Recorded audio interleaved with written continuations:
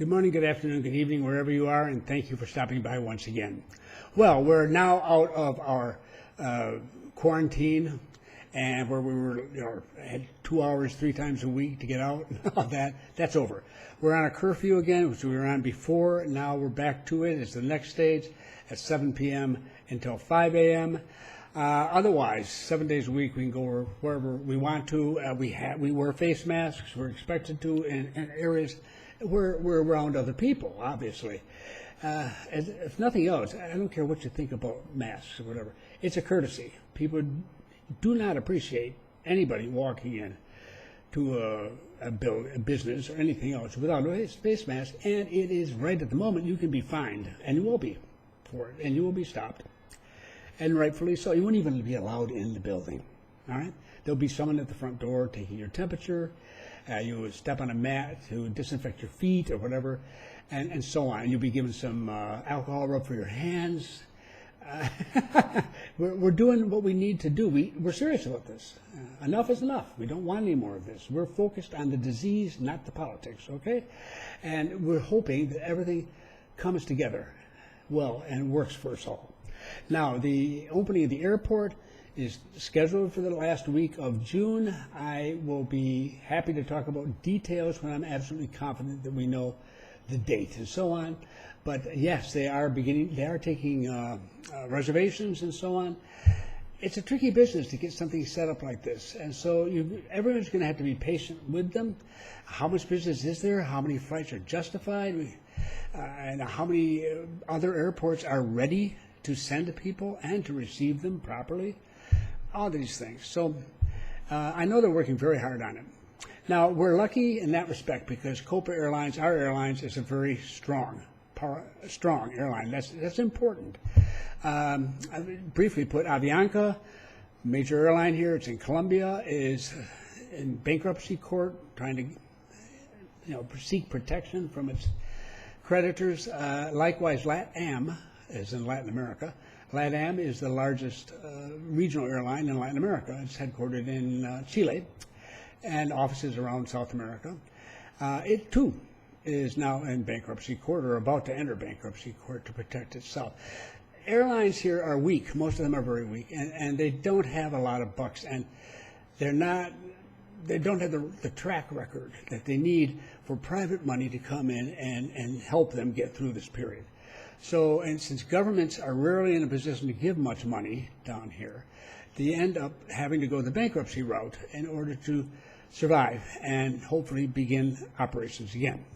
Fine. Copa, on the other hand, some time ago, knowing it was going to need the money, went out and put together a financial package. That particular one, I think, was $350 million. And then there are others, too. They put together a batch of private money. This is, remember, a private airline. They're listed in the New York Stock Exchange, CPA, like Certified Public Accountant. And you can see, they're there. They've been there for a long time. Their price is down. I'm not pushing their price at all. What I'm saying is that this is an airline that you can depend on far better than pretty much any other airline in the region. That's regional airline. Of course, some of the international airlines hopefully are going to be as strong as Copa. For a better look at this, so that I can move on with things, though, it's a good one.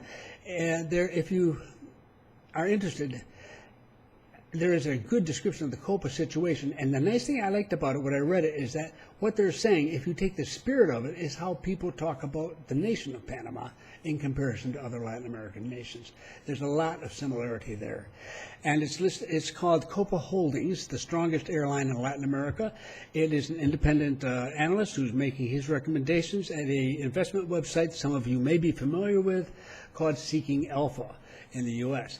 I happen to follow the Copa News because it's interesting, and the guy's accurate. He's got his act together. He does a very fine job of presenting it. Now, as I say, I'm not pushing the sale of stock for Copa at all, but it gives you an idea. This is why we come through these things.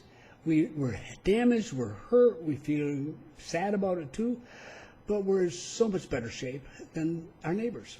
And it's stuff like this, and it's why. What more can I say? So I'll put a link to that article down in the description if you're interested in taking a look at it. Just as I say, it's more to get a sense of how people see Panama who are in the business of making money and don't hand it out easily. Now, the other thing that concerns me today, and it'll be it, is two things, a couple things to watch out for, because the real estate market down here is getting really excited. You're coming, at least they hope so, to buy, to rent, and I'm with them entirely. This is a buyer's market, for God's sake. It's a good year to come down. You don't have to arrive here the day after the airport opens at all, but you do. It is a good year. Hopefully, it doesn't get better by virtue of a second pandemic, but you can worry about anything. Right at the moment, I don't think it can get much better. However,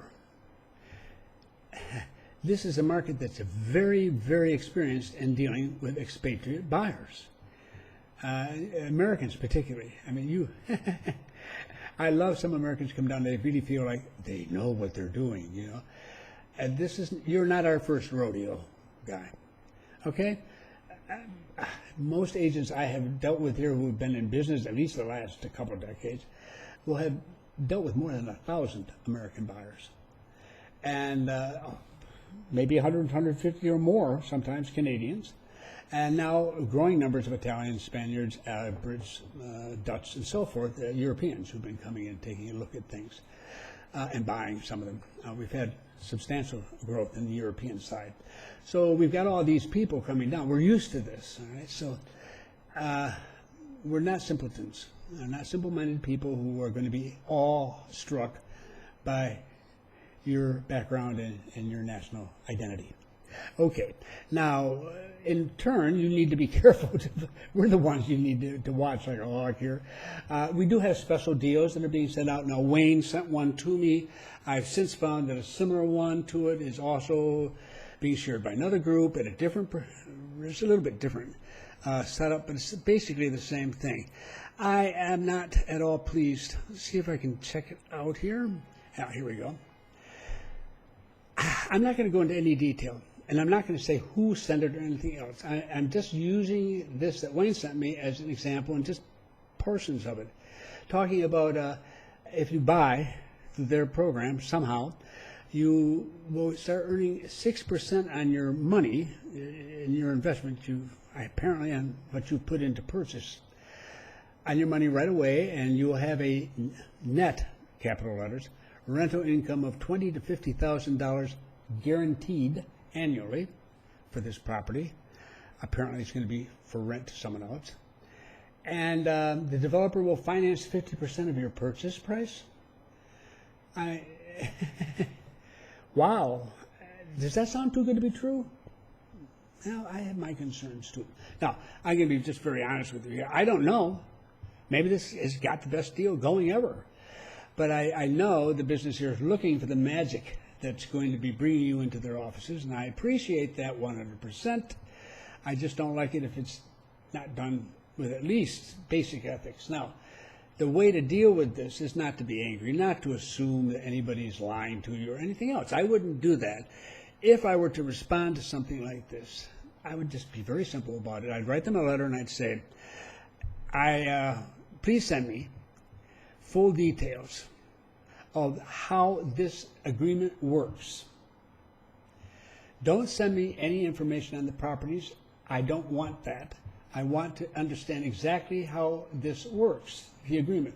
Who guarantees things? Everything. I want those details. When I have those, if I'm satisfied, then we can talk about the properties. Right? You don't have to be rude. You don't have to be unpleasant. It's just provide. That's what you're interested in. Thank you very much. Please, I'm looking forward to hearing from you. I don't care. Just get it done. Do it 3-4 sentences. Don't make a big deal out of it. If this is what you want to look into, if it looks good to you, and if you get back more stuff, vague generalities on the agreement. I mean, vague is a nice way to put it, as what I've seen so far from this outfit, and just some more generalities about the properties. I mean, as they get into it. Well, let's put it this way. If they don't send you what you asked for, and they do send you what you asked not to receive, then my immediate response would be to write back and do one of two things. I would either say, you didn't send me what I asked for, and you can just send a copy of your older email if you want to, and you did send me what I asked you not to send me, and that can be it. So take me off your list.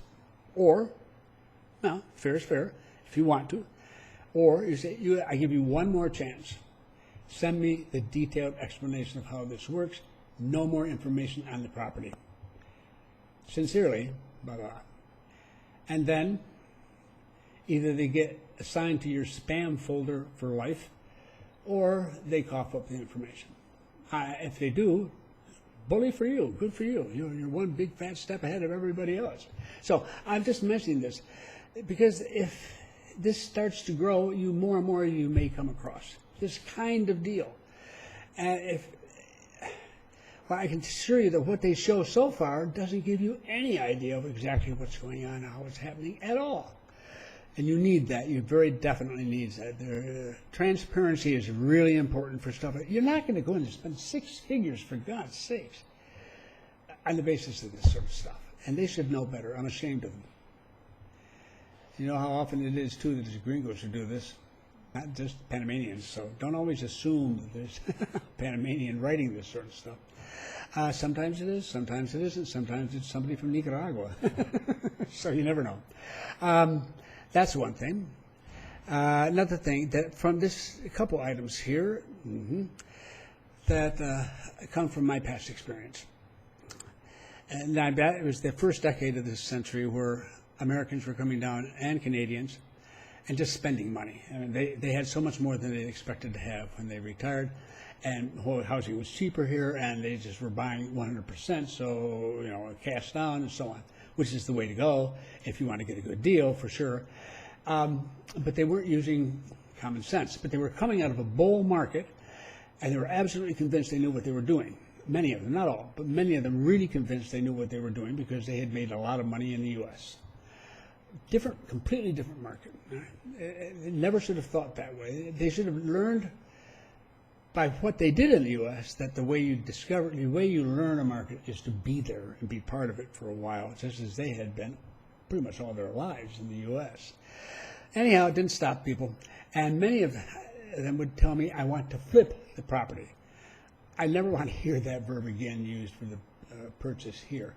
We don't flip properties here. Even at the height of the market of the first decade of this century, flipping was very, very rare that I ever heard work. And it's reselling the house for a substantial profit in 3 months or 6 months later or whatever. You expect to hold on to it for a while. Remember, you've got a lot of properties here for sale and a lot of properties for rent. For sale in particular, if you do buy and then you want to put it on the market 3 months later, you're still going to be in competition with a lot of people who've got to sell and it can underbid you.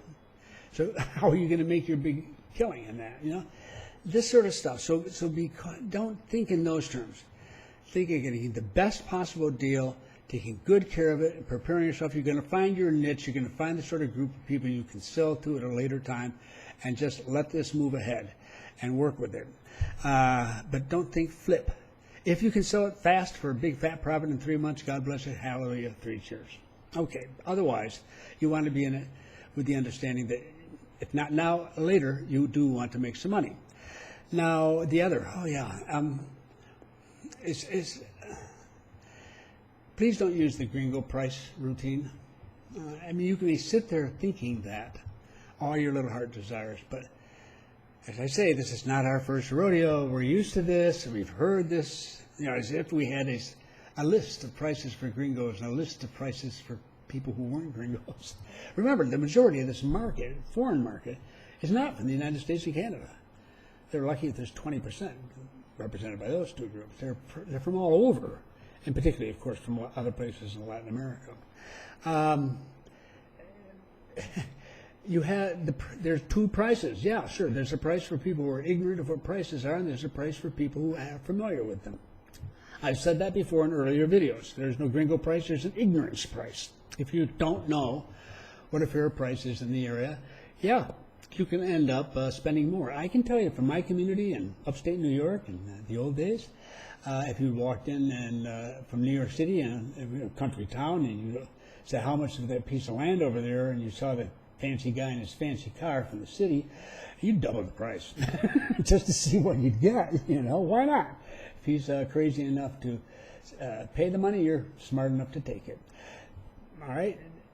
That isn't going to happen, though, if you play it the right way. The way I've always said, this is the way to do it, regardless of whether you're renting or buying, no matter where you are in the Republic of Panama. You're new, you've been here for a few days, you may have seen 2 or 3 places, you may not. You find a place, you really do find it very interesting, you do like the place. You know there are a lot of places available. Right? So what you say is, you ask for the price, is that your best price or whatever you want to say, you do whatever you do, and you hear what they have to offer, and then you say to them, thank you very much. And instead of trying to convince them how brilliant you are and how savvy you are about real estate, you express your ignorance. You say, now I don't really know prices in this area at all, I'm ignorant.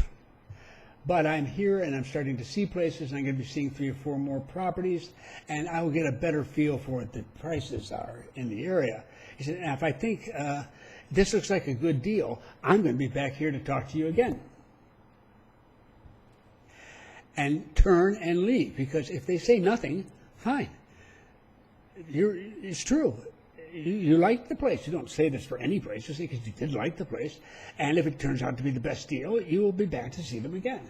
But on the other hand, if they're offering you a price way above what is going to be typical in the area, all right, then they know you're going to find out the truth. They know you're going to find it. You know somebody else is going to say, oh, I can do a lot better job than that, because they can. Oddly enough, being ignorant is a defense, because it's not I am ignorant, it is I am ignorant, but I'm not going to stay that way. And if you're playing with me, then I'm just going to walk, and you're never going to see me again. But if you're being honest with me, there's a possibility I may be back. I think that's utterly fair. The most important thing with all of this stuff is to get any fear or tension or nervousness out of it completely.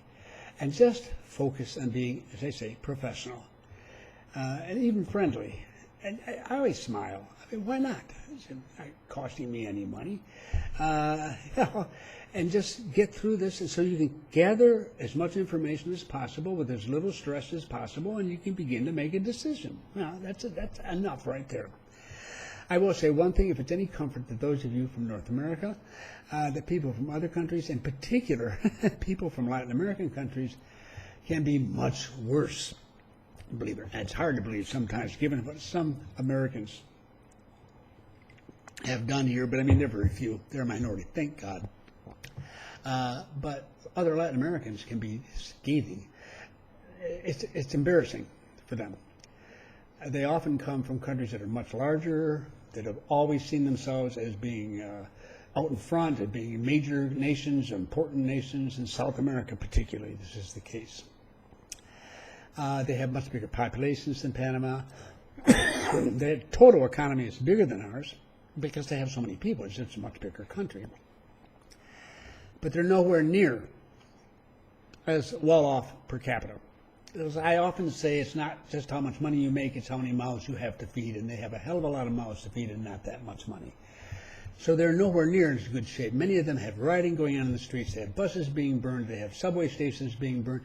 They have people in Colombia, they have put out red cloth out in the outside, meaning people are hungry and desperately need food inside. It's a tough time out there. So when they come here, some of them come with a lot of money, and trust me, they'll have a lot more money than you've got, some of them, absolutely. But it doesn't make any difference how much money they have. When a Latino comes in and they act in this arrogant fashion toward a Panamanian, they're going to get a much more negative reaction, not say it out loud maybe, but internally, than, say, a Northerner, even a European or a North American. Because they're supposed to be Latins. They're supposed to understand there's a a polite way in which, what we call bien educado, there's a polite way in which to deal with other people, and you're being incredibly rude and incredibly arrogant, and you're coming from a country that's a disaster zone. And we're providing you with an opportunity. And you're going to treat me like that? Don't do that. That's a big mistake. Big, big mistake. I've seen people walk away from clients just because I don't want her in this country.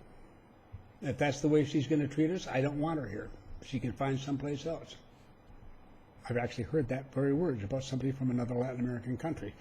So the cool thing is to always to be polite and clear in what you want. And you don't hate anybody, and you're not angry with anybody, and you're not accusing anybody of anything. You're just seeking information.